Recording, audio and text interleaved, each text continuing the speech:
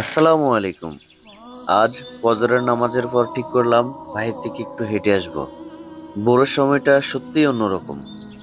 চারপাশে নীরবতা, শুধু পাখির ডাক আর ঠান্ডা বাতাস।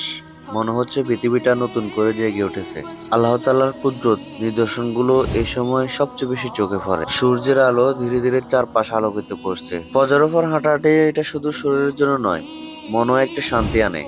তোমরাও চেষ্টা করে দেখতে পারো, ইনশাআল্লাহ এতে দিন দুনিয়া দুটোতেই লাভবান হবে। আল্লাহ সৃষ্টি যে কত সুন্দর তার বলার অবকাশ নেই। এটা হচ্ছে আমাদের এলাকার সবচেয়ে ছোট পাহাড়, আর তার চারপাশে রয়েছে অনেক বড় বড় পাহাড়।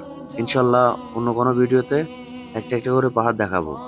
আর ফজরের পরে পাহাড়ে হাঁটাহাঁটি করলে সত্যি মনে অনেক প্রশান্তি পাওয়া যায়। কিছুক্ষণ হাঁটাহাঁটি করার পর একটু নীরবে বসে থাকলাম, বসে বসে আল্লাহ সুবহানাহু ওয়া তাআলার সৃষ্টি দেখতে লাগলাম।